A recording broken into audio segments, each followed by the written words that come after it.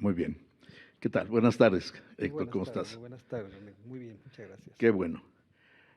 Nos da mucho gusto contar contigo en este coloquio.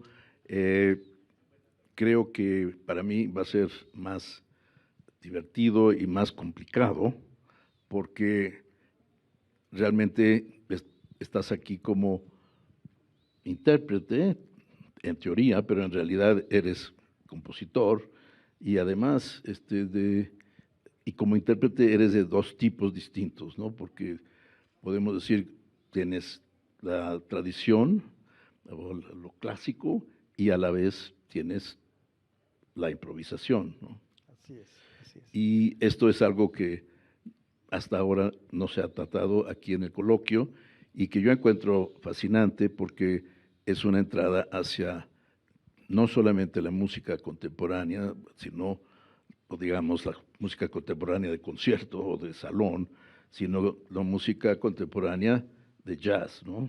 Así es. Y en todas sus variantes, muy, muy, muy amplias en las que tú participas.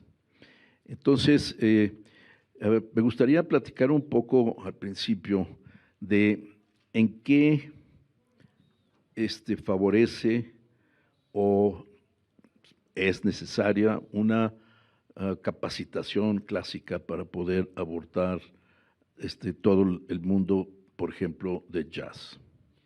Sí, es muy importante tener una formación sólida musical, Ujú, sobre todo por los referentes que tuve. Yo cuando era muy joven, mi papá llevó a casa los discos de Oscar Peterson, que ya ujú, la parte instrumental de este extraordinario pianista me hizo pensar, tiene una formación sólida, clásica, no pues puede tocar el piano si no se tiene una formación sólida. Entonces, investigando, y a todos los ídolos que uno escuchaba tocando jazz, pues tienen una formación sólida clásica, ya que ujú. los vemos hechos, no viene solo. Entonces, cuando estaba estudiando en la Superior de Música, pues me dio a la tarea de hacer la carrera. Estudié prácticamente toda la carrera en la Superior de Música, 3 años más en la Nacional y después otros 6 años de manera particular. Entonces el piano sí lo tomé de una manera formal, estudiando repertorio clásico y a la par seguía estudiando, bueno, más bien viviendo cotidianamente en otras actividades, tocando música popular, músicas de baile, en las orquestas de música afrocaribeña, en grupos experimentales, Ujú. y siempre llevé una carrera paralela, aprendiendo otros géneros, incorporando esta formación clásica y llevándola a la música popular, ¿no? Y al mismo tiempo, la música popular, llevarla a mis improvisaciones y esta inquietud de improvisar siempre estuvo presente, ¿no? Entonces sí, para mí es muy importante tener una formación sólida como instrumentista para poder llegar a tocar jazz y sobre todo, no solo jazz, sino la Sí, improvisación, que es lo eso es. más, lo medular, porque si bien el jazz es un género que albergó nuevamente a los improvisadores en el siglo XX, que es una práctica ya muy vieja la improvisación. Claro, El género como tal recibió muy bien en el siglo XX a los improvisadores. eso es. Por eso el género creció muchísimo. Y en el desarrollo del mismo jazz, muchos compositores e instrumentistas muy bien preparados aportaron al género un desarrollo mucho más importante, de ahí que el jazz se desarrolló también muchísimo y valga la expresión, pidió prestado de otros géneros para también desarrollarse. Pero también hay un punto en el que la improvisación está también siguiendo su curso, que es como lo considero ahora, Ujú. que ya está más allá del jazz incluso. La Sí, improvisación sigue siendo una práctica milenaria y sigue, creo, siendo desde mi punto de vista, la razón por la que también la música va a seguir continuando y va a seguir avanzando gracias a este impulso natural de investigar, explorar, que es simplemente la improvisación.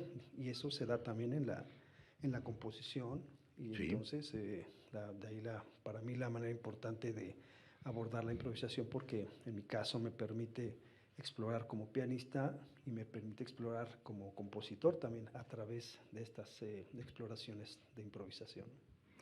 Me interesa mucho saber cómo, este, entre comillas, creas o escribes, entre comillas, improvisación. Es muy interesante, es una práctica como muy impulsiva en sentido eh, técnico. cuando yo hago un análisis de por qué compongo como lo hago, como improviso, me recuerda a mi primera etapa formativa, que fue jugar a la música con mi papá, con mis hermanos. Jugábamos en casa a hacer teatro, a hacer música. Tenía un montón de instrumentos en casa y jugábamos con él. Y era improvisar, era jugar. Agarramos, mi papá tocaba un tema en el vibráfono o su guitarra y era cantar. Y entonces era una improvisación natural. Eso, con el tiempo, con la formación, me di cuenta que era natural. Ahora cuando me siento al piano, hago una práctica cotidiana de ahora qué sale, lo que salga, pongo las manos y lo que me evoque un acorde, lo que me evoque una melodía, y empiezo es una práctica también, la improvisación es como una práctica, como cuando uno practica una obra, también claro. la improvisación es una práctica. Y me gusta mucho hacer esto cotidianamente, porque también es algo que se desarrolla, ¿no? Sí. Y dejar los dedos fluir. Y eso, en términos de composición también me pasa, entonces tengo la costumbre de hace unos años para acá de grabar lo que improviso, porque de ahí salen ideas para unas obras nuevas, ¿no? Entonces, para mí la relación de tocar y componer van intrínsecas, ¿no? Claro. Como se ha hablado mucho que la improvisación es una composición, una interpretación momentánea de una composición, pues es así como la tomo, por eso la grabo, porque en un momento dado de esas ideas puede salir una obra, ¿no? Y en realidad esa improvisación es exclusiva para ti. Así es, y es única e irrepetible, ¿no? De ahí la importancia de grabarla, porque hay ocasiones que me gustó lo que acabo de hacer y no lo puedo repetir. Quedan algunas células que a veces uno pierde tiempo en escribirlas. Sí, sí. Que de grabarlas y después transcribirlas, ¿no? Que es otro fenómeno, y es lo que me pasa a la hora de componer. De ahí la importancia para mí de grabar inmediatamente. Si pongo la grabadora que tenga a la mano y me pongo a improvisar. A veces voy en la calle también y se me ocurre algo y agarro mi teléfono y me pongo a cantarlo, porque son ideas que efectivamente así ha surgido muchas de mis obras, ¿no? Y a raíz de que toco constantemente, improviso constantemente. Digamos, es la herramienta que uso yo para componer, ¿no? Y como intérprete, ¿te interesa la obra de otros compositores? Por supuesto, por supuesto. Por años, bueno, como comentaba, tuve la formación pianística cotidianamente, anualmente se presentaban los exámenes de los programas que había que montar, y hacía repertorios de música clásica. Tuve la oportunidad de tocar con la Orquesta de Cámara de Bellas Artes en un concurso en el 83, ¿no? Entonces fue mi acercamiento a este mundo muy maravilloso de intérprete de música clásica, pero toda esta inquietud de improvisar me llevó siempre a otros géneros, o combinarlos en realidad, ¿no? Que es lo que hago ahora. Y como intérprete, bueno, tuve la oportunidad de ser invitado por la Orquesta Filarmónica de la Ciudad de México a interpretar el concierto de Eugenio Toussaint. Es un concierto que escribió él para piano improvisado y orquesta. Entonces, platicando con Eugenio, que éramos unos grandes amigos, me decía, no escribí la parte de piano porque quería cerciorarme de que me invitaran a mí cada que me tocaran. Digo, pues muy hábil. Eso, sí. Y entonces, cuando le hacen su homenaje, el maestro José Arián me invita a tocar ese concierto, y fue un gran reto porque primero la amistad entrañable que tenía con Eugenio, y abordar su obra desde la perspectiva de su pluma, porque además no estaba escrita la parte de piano. No, claro. Entonces, ¿qué voy a hacer? Porque es improvisado, pero sí está escrita la parte de orquesta y no puedo improvisar cualquier cosa encima de todo un score que está bien escrito. Claro. Y era estudiar el score y meterme a las entrañas de su concepto, de su planteamiento estético. Por lo tanto, como intérprete y conociendo a Eugenio, había que ser el intérprete de cómo tocaba él, ¿no? Le escuché su concierto en varias ocasiones, entonces, así como hay una partitura que está escrita, uno emula el estilo de un compositor, de un autor. Claro. En este caso había que interpretarla y cómo improvisaba Eugenio. Así fue como la abordé, porque en algún momento quería yo hacer mis propias improvisaciones, que sí lo hice una combinación de ambas, sobre todo en las cadencias ya fue claro. Pero durante el transcurso de la obra, era meterme a las entrañas de su pluma, de su composición y de su ejecución. Fue interesante para mí, un ejercicio de los más enriquecedores en ese sentido. ¿Y has tenido algún otro tipo de experiencia como esta, como la del concierto de Eugenio? Sí, escribí mi concierto para piano y ¿El orquesta. tuyo? Tengo Sí, dos tienes dos. conciertos. Ujú. Tuve la oportunidad de tocarlo, estrenarlo en Morelia, lo estrené. Después en Aguascalientes, con la orquesta de Aguascalientes, y luego en la Filarmónica de la Ciudad de México, con la orquesta de juvenil del Estado de México, y después lo fui a grabar a Bulgaria con la orquesta de la radio de Sofía en Bulgaria, que quedó en un disco, que grabé 3 de mis obras, Ujú. concierto para piano, concierto para violín y concierto para vibráfono y orquesta. Esos 3 conciertos grabé allá en Bulgaria y ahí lo toqué nuevamente. Y tuve la fortuna de que ese disco quedó nominado a los Grammys como mejor Sí, disco de música clásica y como obra contemporánea por el concierto para violín. Y he tenido estas experiencias muy cercanas con la orquesta, con orquestas. Sobre todo, mi interés fundamental es plasmar mi obra, ¿no? Y al mismo tiempo ser intérprete. Me gusta mucho las obras que compongo, ya sea para piano, flauta, para violín. Cuando es el piano, me gusta mucho a mí tocarlas también, ponerme ahora el sombrero de exacto. intérprete. Y cuando hago ese ejercicio es muy interesante porque ya no me veo como compositor, sino como cualquier obra que escribe otro compositor, me siento, la estudio Ujú. y ahí pago lo que se me ocurrió. Ahí pago. Hay que sentarse a estudiar esto, ¿no? Entonces es muy interesante esta dualidad, ¿no? Claro, y digamos, por ejemplo, en el concierto para violín, tomas en cuenta también la intención para el intérprete de improvisar. Curiosamente, no. Los conciertos que he estado haciendo me he dado a la tarea de que sean formalmente Formalmente conciertos, sí, conciertos. sí, Ok. porque también es un ejercicio para mí, no Eso, siempre dejar la improvisación, eso lo dejo para mí también. Pero cuando tengo un intérprete que tiene una facultad, como el caso de William Harvey, que es este concertino de la Orquesta Sinfónica Nacional, muchos de ellos no son improvisadores, pero no tanto porque sean improvisadores, sino porque el concierto lo quiero, me lo planteé más eso es. formal, digamos, ¿no? Un Para concierto el completo, instrumento, 3 para el instrumento y 3 movimientos muy en clásico. esa clásica formación. Así lo hice incluso en el de piano, el primero ni siquiera puse cadencia para improvisar, me di a la Ujú. tarea de que fueran los 3 movimientos. Entonces, un poco jugar a esta formalidad. Y hay otro concierto, curiosamente, por ejemplo, el de violín sí está completamente los 3 movimientos, pero el de piano, el segundo concierto para piano, sí es un concierto para piano improvisado también y orquesta, ¿no? Entonces el segundo sí me lo planteé para que yo improvisara sobre la orquesta, ¿no? Ujú. Entonces un poco hago esta combinación. Pero sin embargo, cuando compongo para estos instrumentos que no son para improvisar, que son conciertos formales, Sí.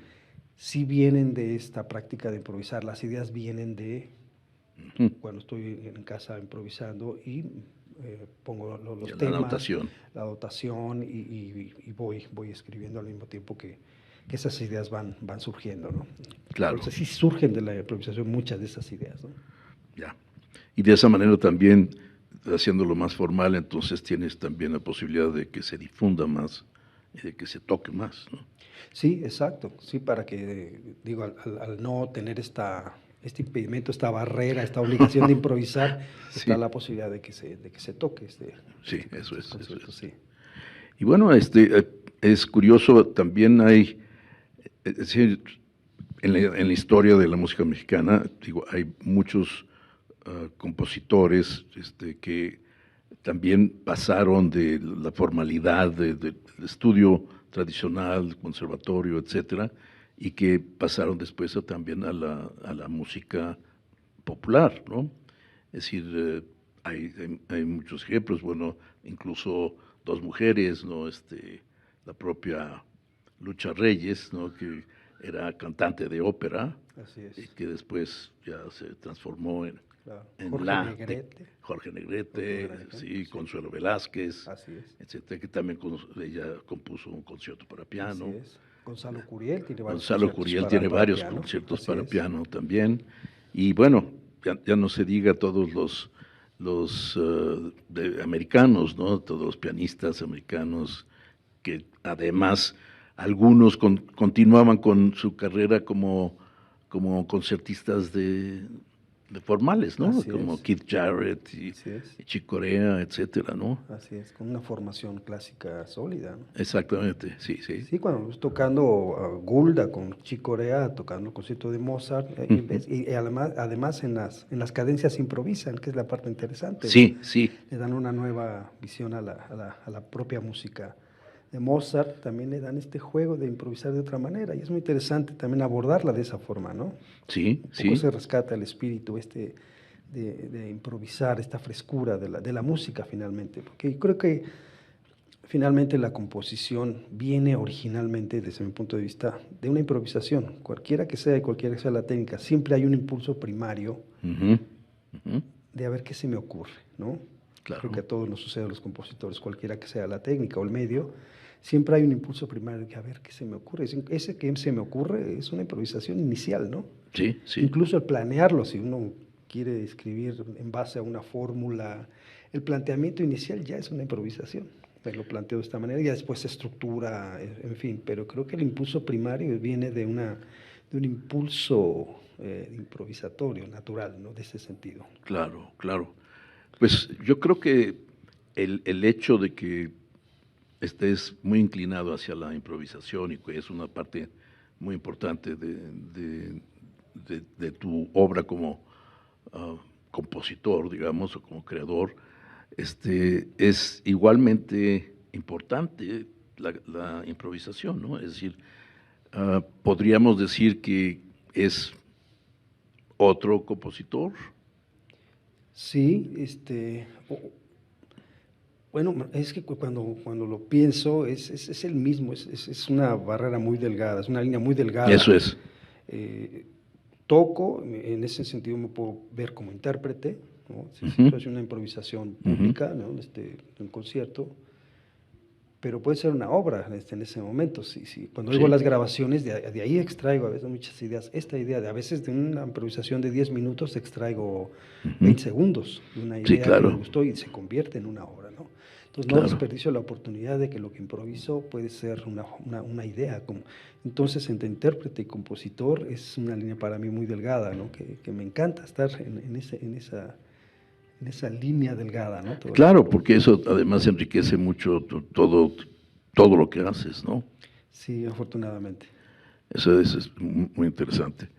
Y cuéntame un poco esta tendencia, más bien este otro camino que persigues, que es la cuestión de la música afro-cubana o afro, como quieras llamarla, ¿no? Sí, afrocaribeña, sí. Afrocaribeña, sí. En casa, como comentaba, se Sí. escuchó mucha música. Mi papá tuvo el acierto y la gran sensibilidad de llevar muchos discos a casa. Llevó jazz, llevó música afrocaribeña, música tropical, como se le llamaba en Eso los es. 50, 60. Muchos discos llevó a casa. Mi mamá, una gran melómana de la música de cine, de la música clásica. Mis hermanos escuchaban rock, mis hermanos escuchaban pop, entonces en casa se escuchó todos los géneros. Pero a mi papá le gustaba mucho tocar el tres cubano, él tenía su agrupación, un buen cantante, entonces oía muchísima música afrocaribeña. Entonces escuché toda la música cubana eh, desde Arsenio Rodríguez, todos estos Ujú, legendarios grupos de ujú. los 30, Sí. Arsenio Rodríguez, un pianista que se llama Lili Martínez, que era extraordinario, de este grupo de Arsenio, que de ahí salió Rubén González ahora con el Buenavista. Ujú, ujú. Y todas estas agrupaciones de música cubana escuché desde muy niño. Entonces siempre improvisaba yo alrededor de los discos. Teníamos un vibráfono y tocábamos ahí. Y ahí cuando empecé a estudiar el piano, pues evidentemente empecé a emular también con los discos y aprendí a tocar. Se hizo un grupo familiar y ingresé a este grupo y empecé a tocar y a tocar. Este género me gustó hasta que me invitaron a tocar en los centros nocturnos de aquí de La Obrera, que eran muy abundantes. y me encantaba. En las noches, en las mañanas tocaba Mozart, Beethoven, y en las noches tocaba la música tropical. Y era una experiencia muy, muy interesante tener estos mundos, los cuales nunca los separé. Era muy difícil tocar eso en la escuela, nos podían correr si nos oían tocando música popular en aquellos Claro, tiempos. claro. Entonces a escondidas nos íbamos a tocar en la noche, pero un aprendizaje porque finalmente la vida real allá en el mundo real de la música, en el trabajo, ¿no? En la parte laboral, pues hay otra música que está surgiendo, muchos estilos Sí, y muy enriquecedores, ¿no? sí, Y ese es mi contacto con este género que siempre me gustó y junto con la improvisación, pues me llevó a conocer pianistas como Eddie Palmieri y ahora con el señor Papo Luca, que es de una orquesta que se llama la Sonora Ponceña de Puerto Rico, que es una de las orquestas más famosas de salsa y que ahora se llamó salsa en los 70s, pero venía de esta música. sí, Eh, em, y bueno, tuve la oportunidad de que un ídolo se volviera luego un amigo, ¿no?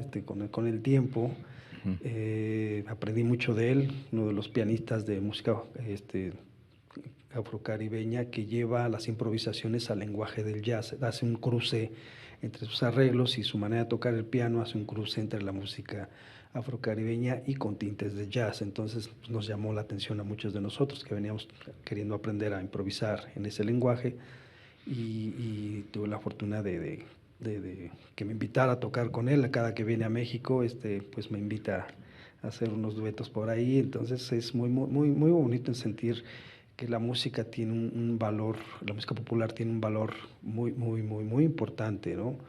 claro, También se va desarrollando de claro. acuerdo a los músicos que van abordándola, van aportando su conocimiento, su escuela, que mucha de la música comienza a veces en los, como el jazz, que comenzó en los cabarets, comienza y después se desarrolla y van a dar a las salas de concierto. Así pasó con la música tropical, ¿no? Ujú. Se desarrolla y ahora Y continúa, sí, continúa y se sigue desarrollando y siguen, sí, no dejan de ser popular, pero con una buena calidad también, ¿no? Entonces, tuve la oportunidad de aprender este género y participar y colaborar con muchos de estos personajes. Tuve la oportunidad de vivir en Nueva York un tiempo y tocar mucho de esta música también. Por un lado, tocar con bandas afrocaribeñas y por otro lado en otros clubes de jazz ahí mismo en Nueva York. Entonces, ujú, ir de un género a otro para mí era sumamente importante, ¿no? Y luego ir a asistir a los conciertos de grandes pianistas de música clásica. Entonces, todo este mundo de todos estos géneros a mí siempre me ha fascinado, ¿no? Entonces, me da la tarea de reflexionar qué es lo que yo hago y entonces un poco ahora combino todo ello, ¿no? Todo lo que aprendí, todo lo que he vivido, lo plasmo en mi manera de tocar y en mi manera de componer, que son prácticamente lo mismo, ¿no? sí, Entonces, sí, gracias a estos géneros que he aprendido, bueno, y no, también del pop, ¿no? He tocado ujú, en otros géneros también, que me han permitido aprender otros géneros también. Y son unos mundos muy interesantes, que no, yo no los veo separados, yo veo la música como una sola, ujú. eh, Hay una sola. es una sola, es una identidad, es muy importante, única para mí, ¿no? Una unidad, no las veo separadas. Porque esa fue mi formación, ¿no? Oí todo esto en casa y entonces no Pues hubo sí, ninguna discriminación nunca por ningún género, ¿no? claro. Una pregunta que tenía es, ¿mencionas pop o mencionas el rock? Claro. Sí, también te acercaste a él desde un punto de vista también para incorporar algo en composición. Así es, así es. De adolescente con mis hermanos, tuve una banda de Una rock, tuvimos banda, una banda de rock, fui el baterista claro. empezamos con la batería y después ya evolucionamos, dicen los amigos, Sí, y vamos a sí, dar al piano, finalmente percusión. eso Bueno, es. tuve con mis hermanos un grupo de rock y incursioné y en los 70s escuché mucho lo que era el rock progresivo, siempre fui un fanático del rock progresivo, todos los grupos europeos Ujú. y siempre me fascinó ver a estos grupos que además con formación clásica, eso es lo importante, por eso Eso es. uno investiga atrás de todas estas agrupaciones con una gran calidad, Uno ve, por ejemplo, al grupo de Yes o Genesis, Ujú. los tecladistas tienen formación clásica, los guitarristas tocan perfectamente clásico, muchos de ellos vienen de formación Sí, clásica y la sí, llevan a esos niveles de sí, composición que son unas obras monumentales cuando uno escucha discos de rock progresivo, ¿no? Como sí, sí, Genesis sí, o King Crimson, son que es música contemporánea, pasado por instrumentos electrónicos, o que es la guitarra eléctrica, batería, pero lo que está hecho, de lo que está construido es de música contemporánea, hecho por músicos de una formación sólida clásica también.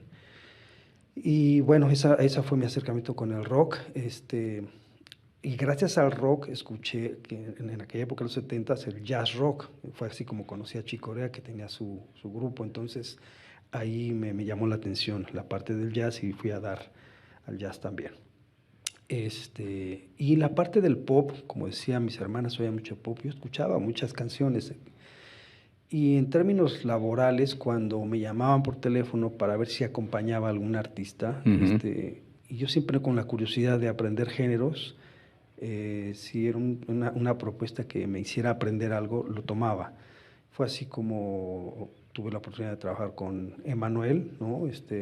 Con Tania Libertad, con Guadalupe Pineda, con Eugenia León, etcétera. Y este mundo del pop también es muy enriquecedor, independientemente del impacto que tiene al público, que es aparentemente música fácil. No, adentro también tiene unas construcciones que por eso ujú. suenan muy bien cuando están hechas con calidad, ¿no? Eso es, Porque también dentro de toda la música hay calidades, en todos sí, los por géneros, supuesto, sí, indiscutiblemente, claro. ¿no? Y también en el pop hay cosas de mucha calidad. A mí una de las giras que recuerdo mucho es con Emanuel, cuando tuve la oportunidad de dirigir esta agrupación, y cuando me llamaron para hacer la gira mundial de Ricky Martin, de esta de La Vida Loca, Ujú. hace 20 años, me llamaron para ser parte de ese, Es de ese cierto, tour. es cierto, Fue una experiencia impresionante porque seguramente. eh, diferente a la sala de concierto o de un club de jazz o de un auditorio de 60,000, 80,000 No, bueno, gentes, ¿no? Y de ello hablo por la importancia de comunicación con la con el música, ¿no? La público, música, lo importante de la música, cómo puede llegar a mucha gente de acuerdo al tipo de música. Eso me dejó una enseñanza muy importante del poder que tiene la música, ujú, por qué está construida de tal forma que puede llegar al público, ¿no? Sobre todo que sea auténtica, ¿no? Porque hay claro, tanta música que puede ser sí hay para de el público todo, y que no sí, necesariamente. es totalmente perecedera, sí. Exactamente. Y entonces esas experiencias para mí fueron muy importantes y fueron como el redondear esta idea de no subestimar ningún género, ¿no? Y que Ujú. afortunadamente me pusieron experiencias que me lo corroboraron, de ahí que tenga yo el privilegio de haber estado en estas experiencias para vivir esto que viví de chiquillo, de vivir todos estos géneros y luego como profesional pues vivirlos en el mundo real, ¿no? Claro. Y cuéntame una cosa, ¿qué opinas de la improvisación vocal? Ah, maravillosa, es de una riqueza, las posibilidades son infinitas. Eh, es un instrumento que no tiene válvulas, no tiene teclas, es un instrumento que camina de una manera natural, Ujú, es orgánico, ujú. y la capacidad sonora, la capacidad tímbrica, la capacidad de pasar de una nota a otra, hay una infinidad de sonidos, ¿no? Sí, sí, Ya no los dividamos en cuartos de tono, no, no, no, sino sabemos que sonidos. matemáticamente, pero lo que puede suceder ahí con los timbres, cada persona tiene un timbre diferente, eso es lo más maravilloso, que cuando canta una persona diferente es otro timbre, de ahí la personalidad de cada cantante. Y, y la capacidad tímbrica, y cuando se improvisa en ello, bueno, puede haber sonidos culturales, sonidos de la naturaleza, más allá de una canción. Las sonoridades son maravillosas, independientemente de los estilos, ¿no? Sí, Que hay gente que pueda hacer scat, y bueno, se les ha clasificado, pero dentro de la improvisación también hay otros mundos también, que no son necesariamente el jazzístico, sino otros mundos, ¿no? Entonces a mí claro. me parece enriquecedora la voz, muy interesante, muy rica, ¿no? Sí, en la música contemporánea hay unas Una gran cantidad. instancias fantásticas, ¿no? Sí. Para la voz y con gran improvisación también, ¿no? Así es, Según así como es. tú dices, del intérprete, ¿no? Así es. Mucho que ha dado, bueno, afortunadamente, la música contemporánea es eso, brindar Sí, al intérprete gran parte de la improvisación, amén de que se componga específicamente para ello, pero también hay un rango sí, muy importante para dejarle al solista la improvisación, y esa es la riqueza que ofrece la música contemporánea también, ¿no? eso es. En su construcción, ¿no? Sí, como esta cantante, bueno, desde hace mucho tiempo que trabajaba con Berio, ¿no?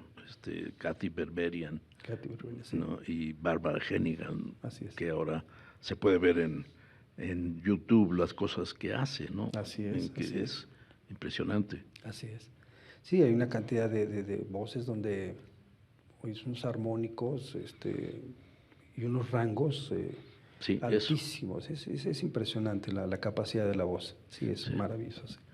¿Tú has escrito algo? No, para la voz no he escrito aún. En algún momento lo haré, seguramente. Seguramente, sí. Sí, seguramente lo haré. Y he visto también y he escuchado también composiciones tuyas para pequeños grupos también, Sí, para trío, claro. etcétera, ¿no?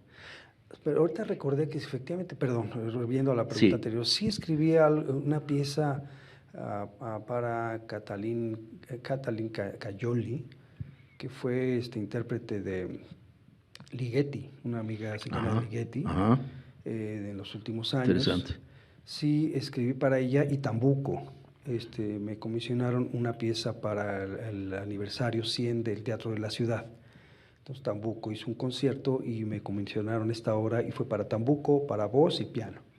Ujú. Entonces ella es extraordinaria cantante, fue una de las, es una de las intérpretes más importantes de Ligeti y vino a México a colaborar en este concierto de Tambuco ¿Qué tal? y escribí para ella, para esta voz. Entonces fue una pieza muy contemporánea, emulando un poco a Esperanza Iris en el escenario desde el punto de vista lúdico, ¿no? Y Eso es. sí escribí para ella, me acordé que sí escribí para Qué, ella. qué interesante. ¿Está grabada Está grabada, esa? sí, está en el estreno en el Teatro de la Ciudad, está grabado esa pieza. Pero sí he escrito para también agrupaciones pequeñas. Ujú. Inicialmente es para mi cuarteto, Eso es. ya no le llamo jazz porque lo que hago son composiciones y a la mitad improviso, y ya no sé si es jazz a veces, ¿no? Ujú. Quizá con el lenguaje jazzístico, pero ahora las consigo mis composiciones como obras, incluso para mi cuarteto, en donde abro secciones para improvisar, que no tienen que ver con la estructura clásica de tocar, improvisar sobre la forma de la pieza, sino abro secciones específicas para ello. Y también tengo piezas para cuarteto de maderas, tengo para cuarteto de cuerdas, tengo para piano, violín, piano, flauta, para cuerda, tengo los conciertos que mencionaba, Sí, obra orquestal también. Entonces sí tengo estas composiciones para estas agrupaciones también. sí, pues. ¿Y qué opinas cuando en los pequeños grupos hay improvisación? Es cuando empieza la improvisación de otros instrumentos, otros instrumentistas, ¿qué es lo que esperabas? Es una sorpresa, por supuesto.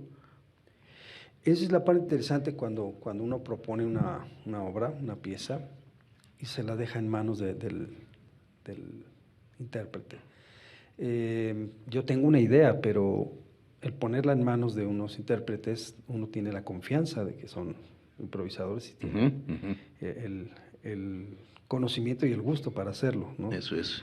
Y sí confío plenamente en ellos. Cuando hago una acotación, si la menciono, sobre todo que tenga que ver con la obra, con el sentido de la obra, porque una improvisación para mí en caso de dentro de una obra, una improvisación tiene que ser dentro del mismo carácter de la obra, Claro, ¿no? el tono. Porque si está improvisando en otra cosa completamente a la obra, sí hay una diferencia que no tiene que ver con el discurso de la obra. Entonces, probablemente ahí sí puedo acotar en que la improvisación sea de acuerdo al carácter de la obra, ¿no? Eso es, eso es. Entonces, en ese sentido, probablemente sí converso con los improvisadores y que se entienda cuál es el discurso de la pieza y la improvisación que vaya como extensión de ese discurso, ¿no? Que no sean dos piezas separadas, ¿no? O a veces suceden cosas interesantes que de repente hacen una sección nueva. También es aleatorio. La improvisación es esa, que son sorpresas. A veces las improvisaciones no siempre son afortunadas, esa es la otra parte. Sí, bueno, ¿no? También no son, o sea, a veces pasan y ya sucedieron y no hay vuelta para atrás, ¿no? Pero ya no se pueden repetir. Ya no se pueden repetir. En la obra sí, cuando uno Sí. escribe, uno rompe Claro. el papel y uno corrige. Sí. Pero a la hora de improvisar es un momento único. Eso es. Y pasan cosas afortunadas, a veces no suceden, pero esa es la aventura maravillosa de improvisar, ¿no? Claro, y entonces ahí también es donde entra mucho tu participación como compositor con los intérpretes, ¿no? Así es, así es. Y el trabajo conjunto. Así es. Sí, en ese sentido, cuando tenemos esta libertad de improvisar en una pieza, sí hago estas acotaciones, pero primero dejo que ellos se sumerjan en la pieza, ¿no? Eso es. A ver qué les produce. No quiero decir nada antes, está la pieza, se lee, y después en la improvisación vemos qué va sucediendo. Y a veces naturalmente ellos van sintiendo y lo deja uno así, ¿no? Eso es. Y a veces en las improvisaciones cuando se vuelve a reinterpretar, las improvisaciones a veces se empiezan a convertir como las mismas aparentemente, pero estilísticamente son parecidas, pero ya se sabe que por dónde va a improvisar, ¿no? Entonces se vuelven como ya parte de la obra. A veces las improvisaciones se convierten ya en las partes semi-escritas, semi-hechas, ¿no? Eso es. Exacto. Sí. Parte de la creación. Exacto. Que luego se va formalizando. Formalizando, claro. Hay una pieza que grabé en uno de mis discos, un danzón, que se llama No porque me acuerdo. Cuando está todo el tema, y cuando arranco con la improvisación, ya la escuché después, y me gusta mucho toda la primera parte de la improvisación. Ahora que hice la versión para mi orquesta, una big band, ¿no? Toda esa primera parte la orquesté porque me gustó mucho, ya se quedó como parte de la orquesta. Entonces, esa improvisación que finalmente quedó en el disco, ahora ya es parte del arreglo de la orquesta. Entonces, cuando lo sonamos con la orquesta, esa que fue en improvisación ya la tengo orquestada porque me gustó mucho. Entonces, así sucede luego que una improvisación se vuelve una obra. Sí, un elemento, ya una parte. Parte de la obra, sí. Sí, muy interesante, muy bien. Y dime, ¿qué improvisadores de otros lados te impresionan mucho?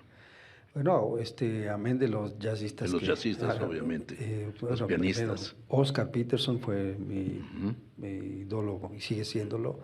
Está Chick Corea, por supuesto. Está Papo Luca, del que hablaba yo, del Sonora Ponceña. Y fundamentalmente ellos tres. Y Gabriela Montero, a mí me gusta mucho. La española. La venezolana. Venezolana, perdón, sí.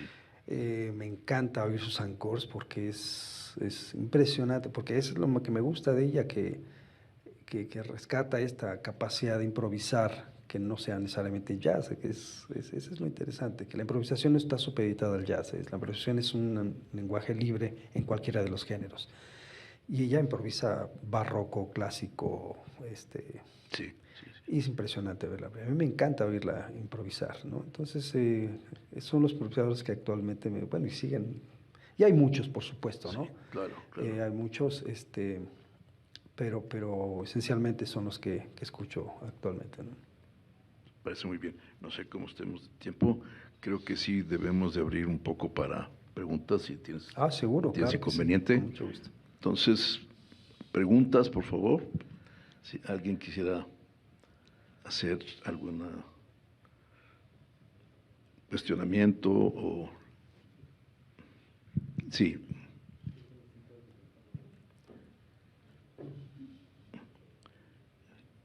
¿Quién? Necesito el micrófono para que se escuche a través del...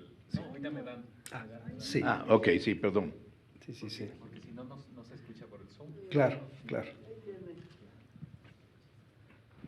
Gracias. Bueno, Héctor, un honor, un gran gusto que nos acompañes en este coloquio. Gracias, querido. Y con con muchas preguntas que no habrá tiempo de hacerte tantas, pero una cosa que has conseguido, yo diría, de modo increíble, es no solo tocar pues en todos los géneros, porque no solo es el jazz y es la música clásica, sino, como dices, es la música tropical, que es el término de antes, que es muy bonito por otro lado. Claro. Es la música, es el pop. Esa gira con Ricky Martin, se me antoja invitarte algo para que platiques con detalle. Eso debe haber sido fantástico. Sí, cómo no. Pero lo que creo que es muy interesante de todo eso, que ya es dificilísimo hacer música en todos los géneros sin problema. Lo que es más difícil todavía es que cada gremio te acepte como uno de los suyos, ¿no? Porque si quieres hacer música afroantillana y te pones a tocar y no la libras bien, pues eres un villamelón evidente, ¿no?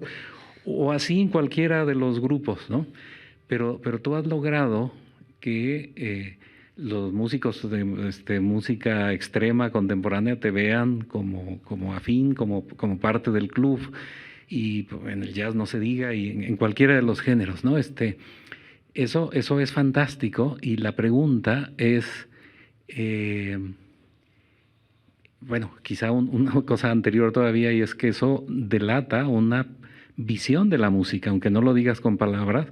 Eso expresa un pensamiento sobre la música que me parece verdaderamente plural, multicultural, abierto, lleno de cosas positivas. Pero la pregunta es, ¿consideras que esa debería ser, digamos, una especie de filosofía de interpretación que sin pretender que canonizar sobre el asunto, pero digamos, la práctica normal de conservatorio, como lo citabas tú mismo, es, y sigue siendo, quizá con un poco más de apertura, pero si tocas, no puedes tocar una canción de Ricky Martin después de Bela Bartok, sin duda no se puede todavía, ¿no? Y muchas veces ni la música experimental contemporánea, pero pensando en eso, ¿qué lecciones pensarías que podríamos obtener de esa experiencia tuya? Gracias, maestro. Cuando hago la síntesis de por qué hago lo que hago, me lleva a la infancia. Tuve la fortuna, como les comentaba, de escuchar todos estos géneros. Entonces fue de una manera natural, no es una postura filosófica ni estética que preconcebida, fue producto de una experiencia vivencial en casa. Entonces todo lo que me llegó, no tuve ninguna diferencia en ninguno de los géneros. Entonces cuando empiezo a estudiar música, pues me pareció de manera natural. Ya ahora que lo reflexiono, sí creo que debería haber una formación integral de los chicos, de exponerlos, si bien no dedicarse a ellos, pero sí de exponerlos, ¿no? A que escuchen muchos géneros, ya independientemente de que se dediquen a uno u otro, pero que haya perdón, conocimiento, y esto, que no haya un prejuicio sobre la música y los géneros, ¿no? Perdón. Yo creo que me parece medular esto, porque si bien se dedican a un género, cualquiera que sea, tendrán la riqueza de los otros para poder incorporarlo en su práctica, en su concepto, ya sea compositores o intérpretes, o simplemente en la vida laboral, más allá de la parte pedagógica o escolástica. Simplemente el mundo real allá afuera nos demanda trabajar, ¿no? Como músicos, y es un reto muy grande para todos. En mi formación, cuando yo tenía a mis amigos que se recibían, se planteaban, ¿y qué voy a hacer ahora, no? Yo quiero ser concertista, pero pues ya vi que el mundo es un poco difícil, y a menos que tengas un gran manager o seas súper virtuoso, tendrás una carrera. Muchos de esos planteamientos se dio, y lo vi con muchos de mis compañeros. Me decían, ¿tú cómo le haces? Pues yo salgo a trabajar en las noches, tengo este trabajo, ¿no? Y era un poco un asunto meramente laboral también, el hecho de que recibí una llamada y, oye, ¿tú tocas tangos? No, pero bueno, más bien les decía que sí. Colgaba el teléfono y me ponía a escuchar tangos, porque si no perdía ese trabajo, ¿no? Entonces esa inquietud de aprender y no discriminar los géneros, y creo que tuve esto desde muy chico de aprender estos géneros. Y eso, abrirse, porque son géneros que no se aprenden muchas veces en las escuelas. Hay que ir a la calle a aprenderlos, ¿no? Entonces, y eso nos pasa a muchos de los músicos que levantamos el teléfono y nos dicen, ¿sabes tocar rock? Pues sí, pero a ver cómo le haces. Y hay que meterse a estudiarlo, ¿no? Y es otra escuela, esa es la escuela de la vida, la escuela laboral, la que te dice, bueno, tengo este trabajo, me lo ofrecen, hay que hacerlo. Pero desde el punto de vista musical y de aprendizaje, ha sido muy enriquecedor. Y yo creo que el haber sido expuesto a tanta música me abrió la posibilidad de ahora, que me dedico más a la composición también, de conjuntar todos estos géneros. Y ahora es cuando sí viene una postura estética, quizá, ¿no? De esto de tener una amplia visión de la música, que esa es como la concibo, ahora que hago un resumen. Para mí se ha sido integral todo el tiempo, ¿no? Ahora que la analizo, y la sigue siendo. Entonces eso me enriquece a mí porque puedo escuchar cualquier género y puedo apreciar de él, y si quiero tocarlo, pues lo aprendo. Si no lo he aprendido, pues lo voy a hacer, ¿no? Y eso me parece fundamental para mí, que los chicos ahora puedan tener una apreciación integral, porque el mundo real está lleno de mucho trabajo, y ahora es un reto para todos, sobre todo los estudiantes actuales de música, ¿no? Sí ha habido ya afortunadamente una apertura, ha sido en el jazz, por ejemplo. El jazz se ha aceptado ya en las escuelas, ya hay departamentos de jazz. Eso no era imposible cuando yo estaba estudiando, era un taller de jazz en la Superior de Música y nos veían muy feo. Íbamos a la bodega y nos encerraban, y con el maestro Telles, un gran luchador del género, hizo todo lo posible hasta crear la academia que conocemos. Pero sí éramos mal vistos. Ahora ya, pero nada más el jazz, ¿qué pasa con toda la demás música, no? Y es muy interesante lo que está pasando. Yo creo que hay que, insisto, a tener una apertura en el punto de vista pedagógico, que los chicos tengan una nueva visión de la música más integral, ¿no? Porque también hay un mundo real que está esperando a nuevos músicos. Si están preparados, la música popular también se va a enriquecer, ¿no? Claro. Sí, claro, perdón, porque esto que dices es muy interesante, de cómo se creó la apertura para el área de jazz y cómo se construyó un espacio para el jazz, pero luego encontramos a los jazzistas que son tan, digamos, defensores de su propio territorio como los músicos de conservatorio anteriores, entonces dejan fuera muchas cosas. Creo que detrás de eso, entre otras muchas cosas, está una discriminación que hace pensar que tocar una partitura compleja del clasicismo es más fácil que hacer algo de música popular. Y esa es una cosa que se verifica como equivocada cuando uno está ahí realmente, ¿no? ¿Cuántas veces vemos a pianistas capaces de tocar Rachmaninoff, pero no pueden acompañar una canción de María Grieber, ¿no? Así es, así es. Esa es la dualidad de la que platicamos. Yo creo que la formación, insisto, debe ser integral, ¿no? Desde chicos, y que puedan tocar todos esos géneros, ¿no? Y sobre todo que puedan improvisar. Es algo muy interesante. Hay otras escuelas en Rusia o en Polonia o en Hungría donde los pianistas clásicos se les hace improvisar, ¿no? Y hay pianistas que lo hacen muy bien, o que también tienen la capacidad de hacerlo y naturalmente lo hacen, ¿no? Y es cosa de darle los elementos, romper un poco la idea de que improvisar es jazz. Improvisación no es jazz, improvisación es música en general, ¿no?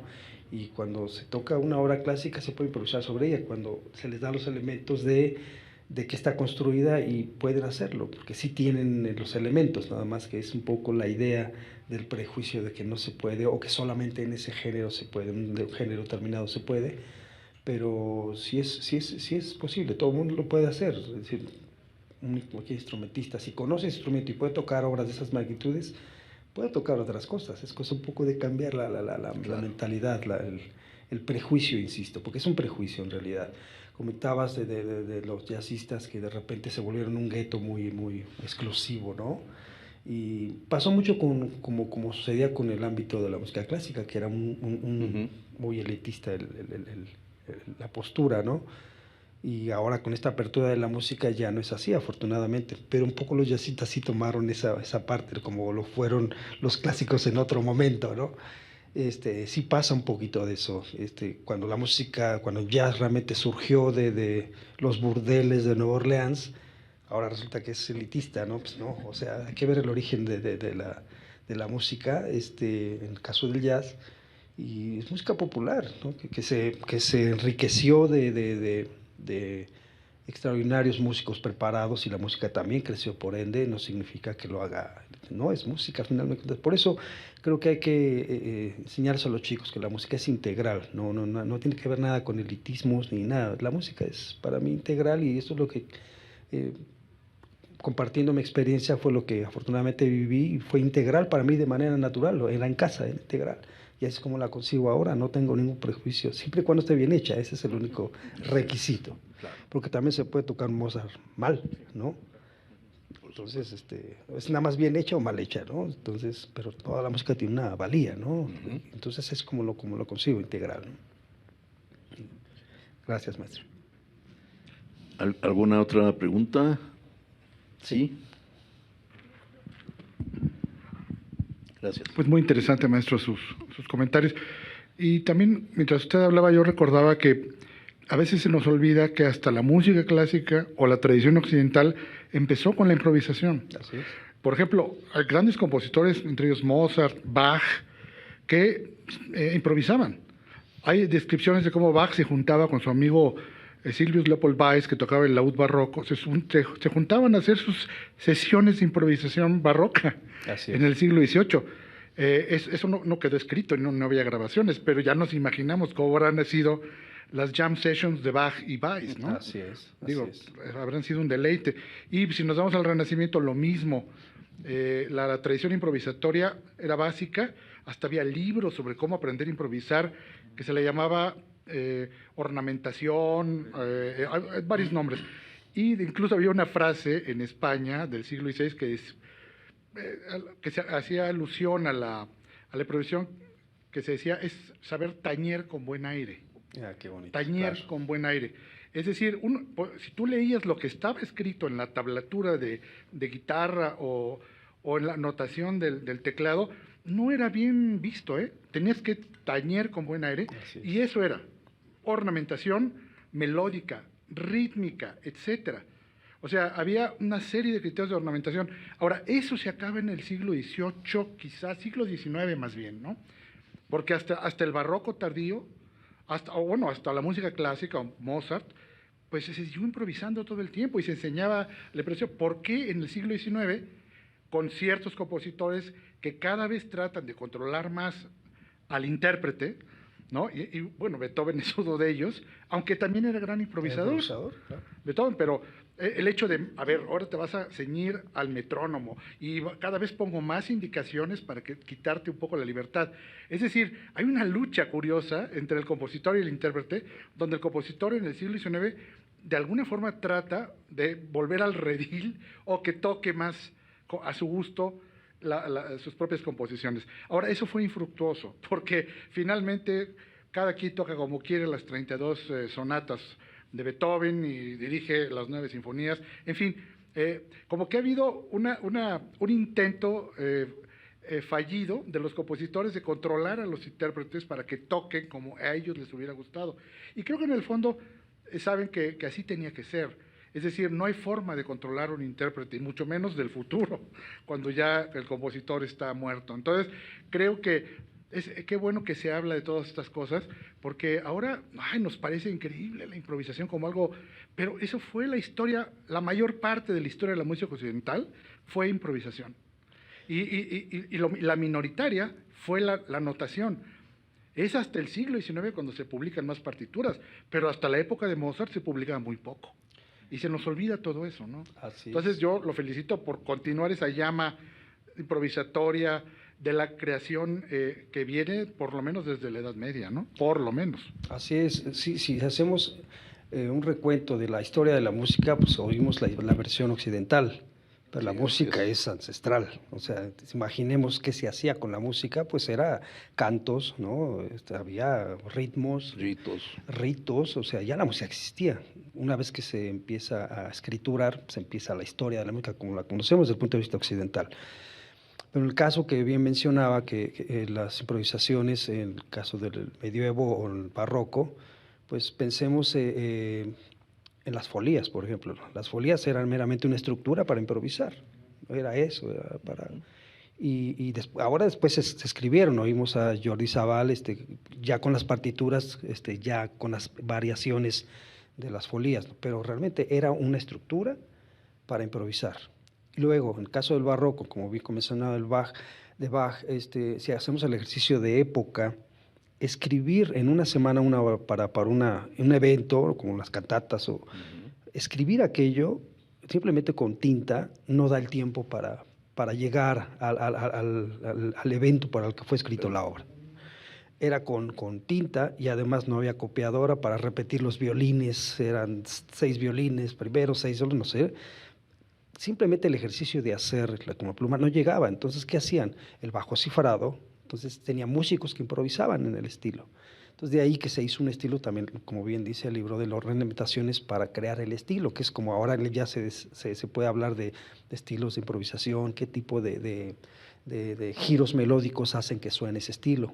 El barroco es eso, todos estos libros de ornamentación son para que le dé el estilo, ¿no? Entonces, efectivamente, son los recursos que se usaban para improvisar y después se volvieron académicos, después se volvieron ya como fórmulas para ser ejecutadas, pero venían de la improvisación porque nosotros podemos imaginar que la corte le llamaba a un compositor, oye, viene el rey de tal lugar, vente a tocar, como coloquialmente, seguramente ahora le damos una connotación formal, pero era eso. Mozart, ármate tu orquesta y vente porque viene el... ¿Qué hacían? Pues Y viajar a donde fuera. Y a donde fuera y ponerlas, y así eran, todo lo que es el bajo cifrado, toda esta práctica así era, y eran músicos que improvisaban, seguramente estaban las líneas melódicas. Después se formaliza todo lo que es el bajo cifrado y los que acompañaban las violas sabían que su papel es intermedio, tiene que tener conocimiento de cuál era su papel de acompañamiento, los violines eran la melodía, del bajo, por supuesto el bajo, ahí estaba el cifrado, ¿no? Qué tipo de inversión, etcétera, ¿no? Pero viene creo que de estas prácticas inmediatas de la vida real, ¿no? Ahora las vemos desde el punto de vista académico, pero yo creo que si nos ponemos a hacer un ejercicio de tiempo, como ahora levantamos el teléfono y ahí nos ofrecen un trabajo, hay que hacer las cosas así. En esa época que el rey pedía la orquesta de cámara, pues había que componer algo, ¿no? Entonces era la misma práctica, nada más que tenían músicos que tenían la capacidad seguramente de improvisar, ¿no?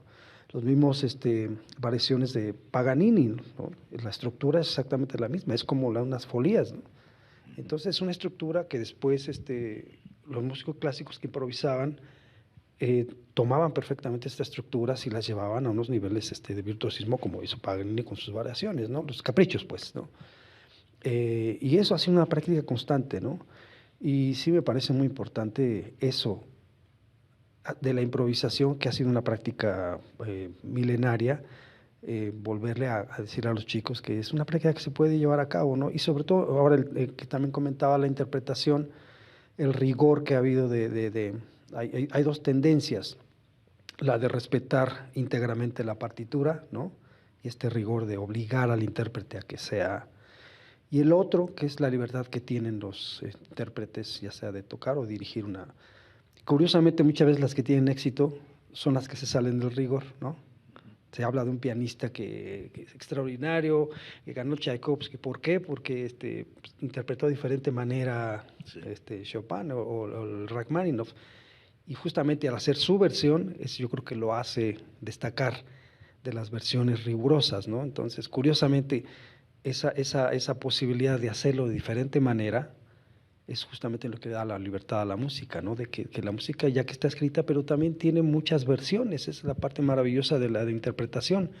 La interpretación, además de que tiene ese rigor, de que tiene todos los signos dejados por el compositor, desde mi punto de vista, solamente es un indicador de cómo quisiera el autor que fuera, ¿no? Pero cuando uno pone la obra en manos de un intérprete, Ya la obra ya no es de uno, yo así lo considero, ya está, y puse los signos los necesarios.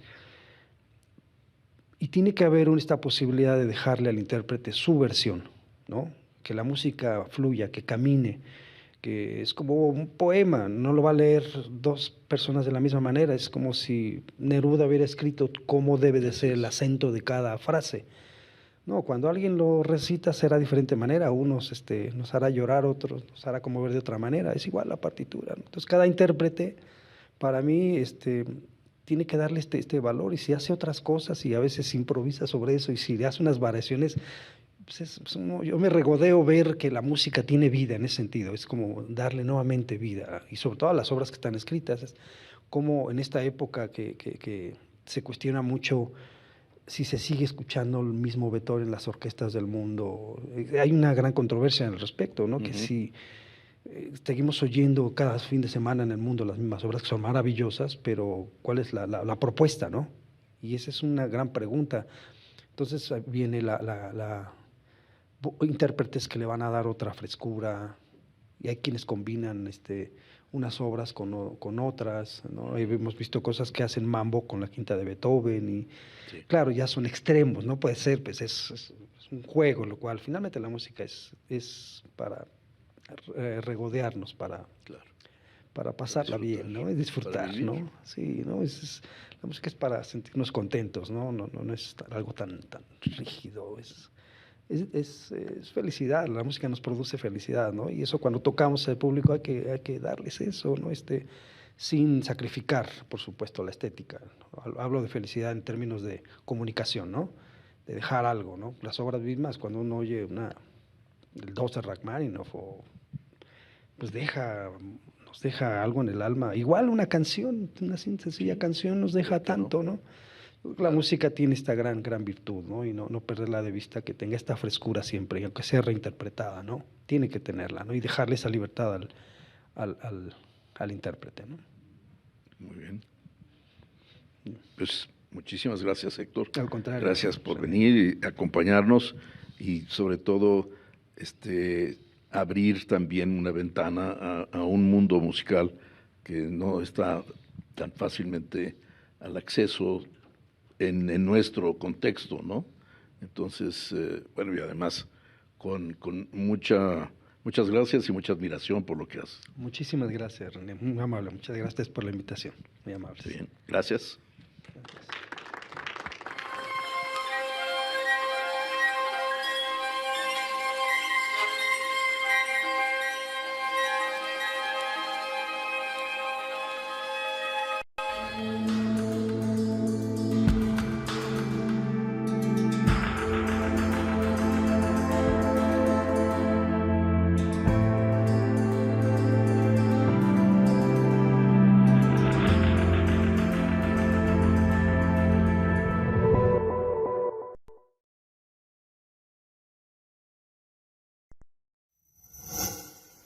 Gobierno de México.